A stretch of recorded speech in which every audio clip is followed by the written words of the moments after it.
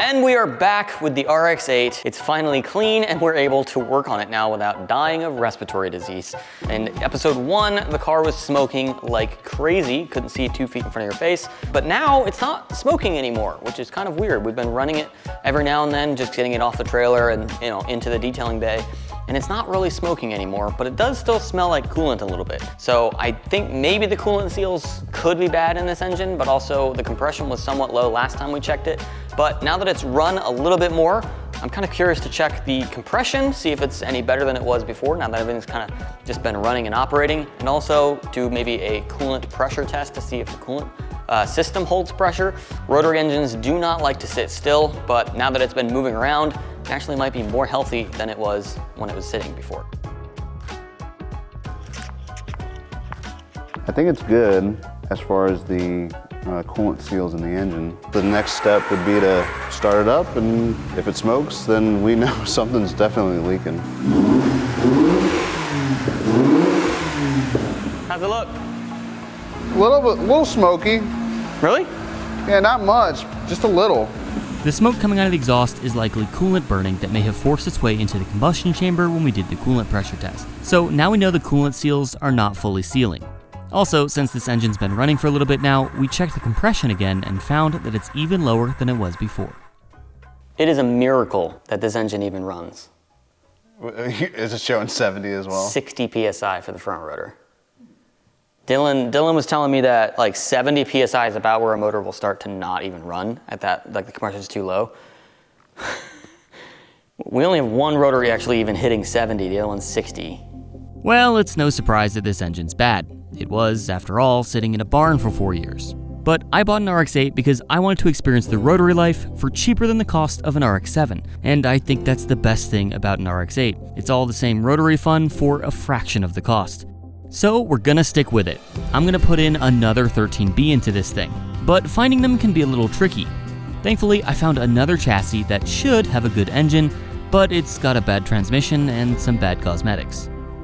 Ben brought me another RX8, and instead of buying a motor off of Facebook Marketplace or eBay, he brought me an entire car. And I guess, hindsight, at least I could see if this one starts before taking it out. So let's see if it starts. Fingers crossed.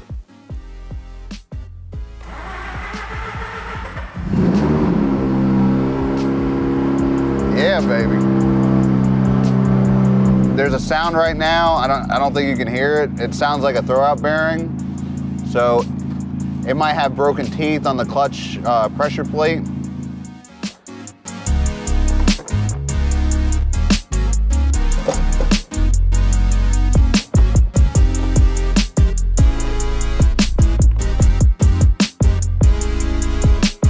We're gonna pull the transmission with the engine, so we'll drop the exhaust and all that and drop it out from the bottom.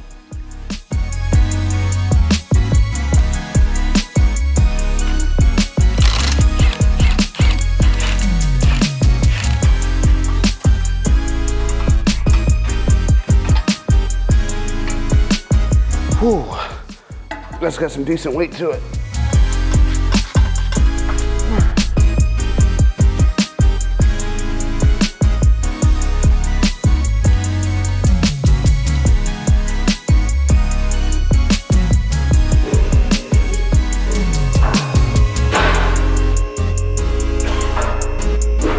Okay, so let me make sure I got this straight. We're gonna take the other RX8 off the lift so we can put the RX8 onto the lift so we can take the engine from the other RX8 and put it into the RX8 after we take out the engine from the RX8. That's correct. I'm glad we cleared that up. All right.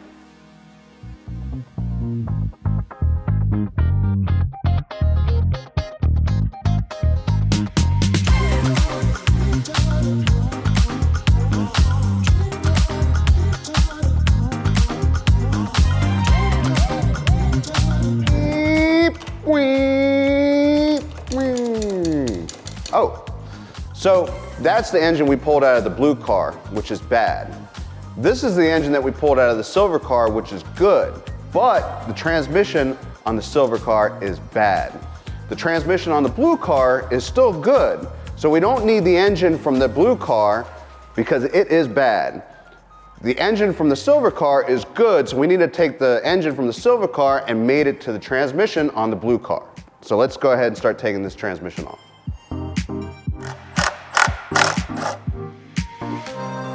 I don't think this is okay. That should not be like that. That looks like an organic sprung stock clutch. Man, look at that. Oh yeah, These look really good. That looks so much better than the other one. Why would they not use multiple bolts like a normal engine? Because this is not a normal engine. Dude, rotaries are dumb. Rotaries are dumb. So after searching far and wide, we finally have a 54mm socket.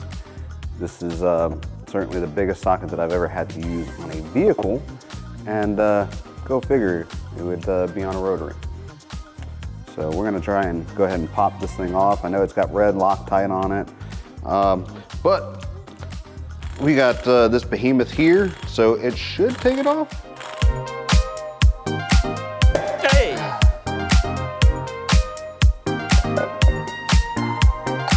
Round two.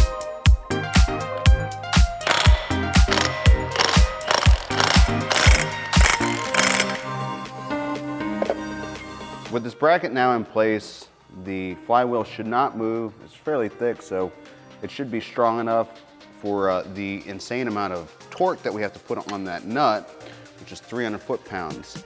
And thank goodness we got a medium-sized torque wrench here. And we're also gonna go ahead and throw some red Loctite, because why not? 300 foot-pounds is just not enough to hold this nut in place.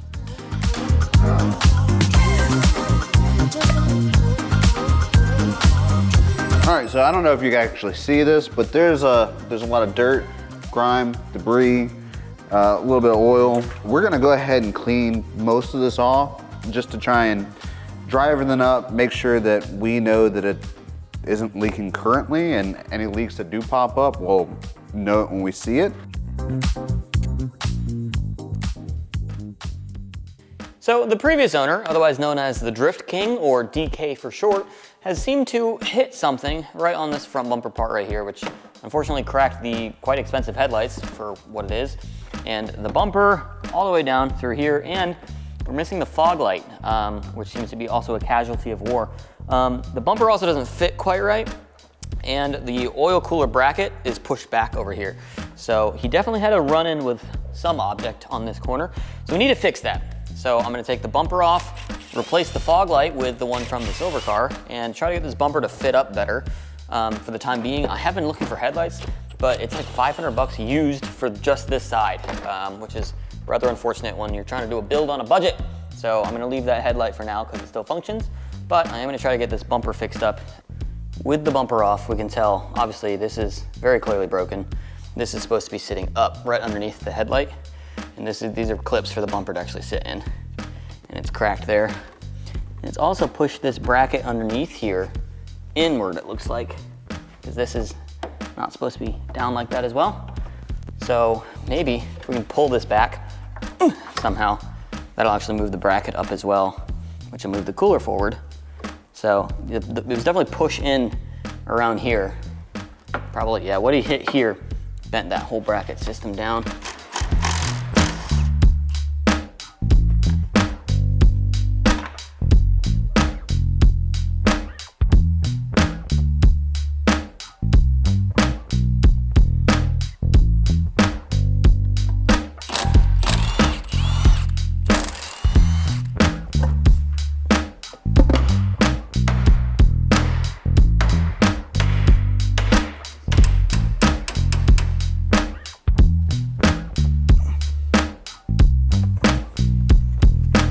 Look at that. A together shroud. Cool.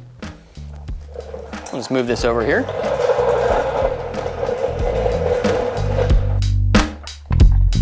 Ta-da. Nice.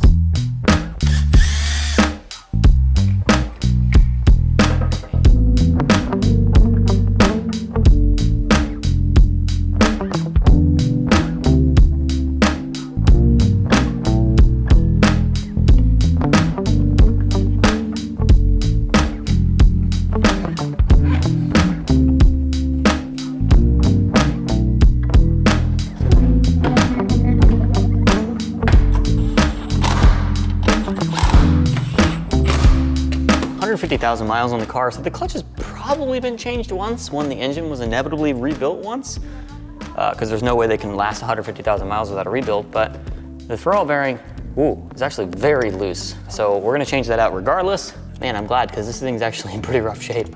So this is all the organic clutch material from all the drifting that the guy was doing.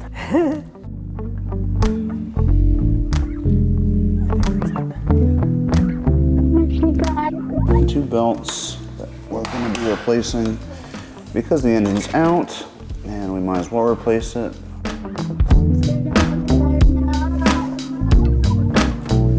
Belt is replaced, engine's cleaned up. Maybe we should just go ahead and throw her in.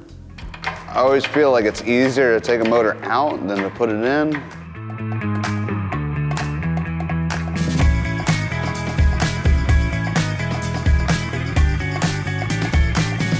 I turned myself into a rotary motor.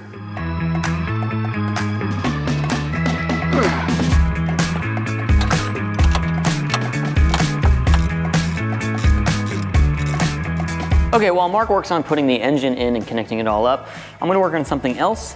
You probably don't wanna see him putting the motor in since you just watched him pull 2 motors, and this is just kind of the reverse of that. So I'm gonna work on something else, which is Fortunato coilovers. You know I had to put Fortunatos in this car. I've got them in almost all of my other cars because they're amazing. Probably gonna be a smoother ride and handle better. The R3, which is the version that I have of the RX8, does have upgraded suspension. It has Bilstein lowering springs and everything. And it is a little bit better than a factory RX8, and it is a little bit lower than a factory RX8. But the underneath of this car is also slightly rusted, and I kind of want to get those coilovers out of there. I have no idea how old they are, and I know Fortunatos are good, so I'm gonna put these in there and we can get the car a little bit lower too.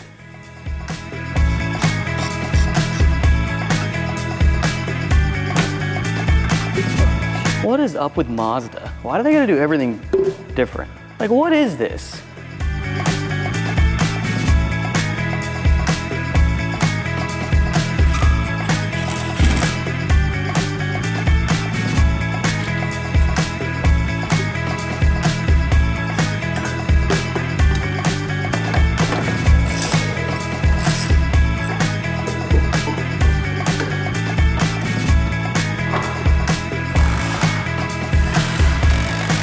Get yourself a set of Fortunato coilovers with 5% off and free shipping with the link in the description below.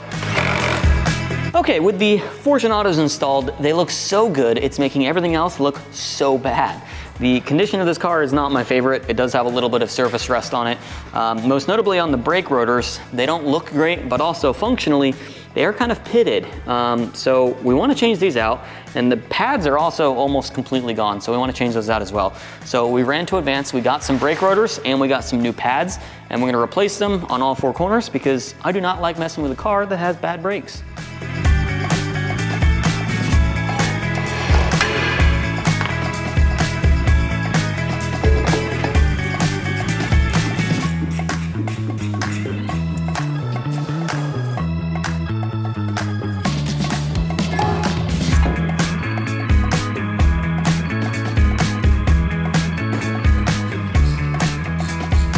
While Ben finishes up the brakes, I'm going to run to Advance to grab a few things we need to finish up the engine.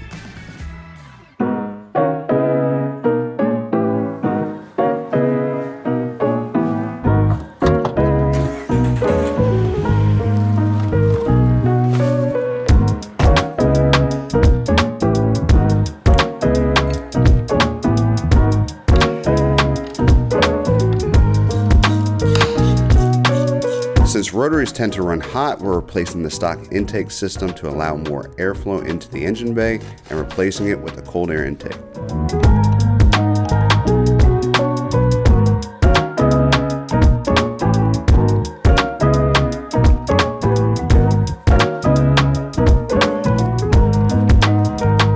Now that we've finished the intake with all the ridiculous hose clamps on it, we're gonna go ahead and turn our attention to the headlights. Since we have the bumper off already and the Drift King wanted to take this out, I could usually just about fix anything.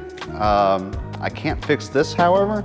So we ordered a new headlight, looks a whole lot better. Looks like all the plastic pieces are still there. It's so much clearer than that one. So let's go ahead and install this.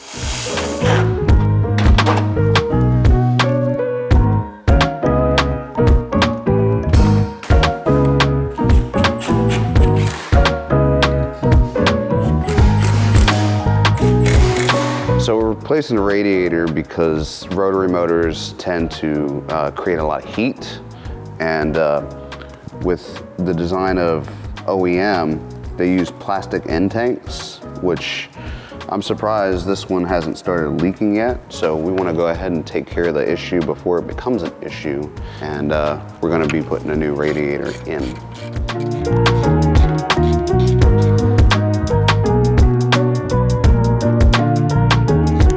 We have an all aluminum radiator.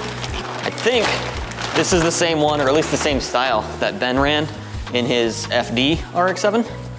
And it's already factory V-mount, which is pretty cool. If you're gonna V-mount a car, maybe get a radiator for an RX8 because it's already got the fittings set up for V-mounting.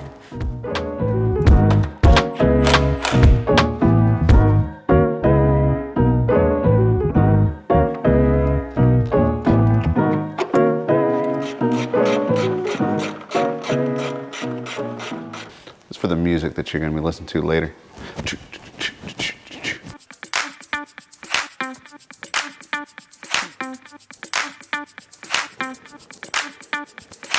So rotary engines are not supposed to run on synthetic oil because they naturally burn the oil, and that oil has to go through oil metering pumps and then get blown up. You don't want to do that with synthetic oil, so you have to run conventional. Well, the problem is that in today's modern market, almost every oil is synthetic now because no engine requires conventional oil except for weird rotaries. So I have found some conventional at my local Advance Auto, but this is a really, really old bottle from 2017. But yeah, we've got some 5W20, which is what it calls for, which is pretty thin, but again, that's because it has to run through the oil metering pumps. You can delete the oil metering pump and run a separate pump, which maybe I'll do down the road if this thing survives.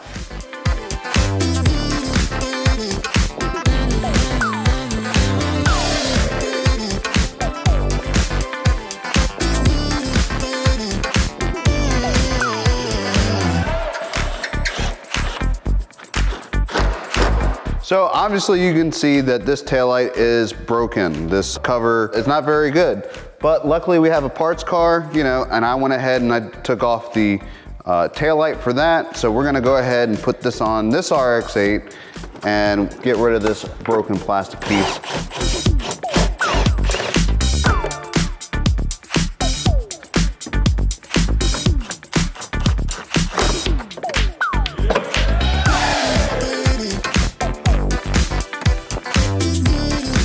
So you might have noticed in the detailing video that we were missing these plastics that's supposed to go into the seat. Luckily for us, Mazda still makes those plastics available to the market, and we went ahead and picked some up.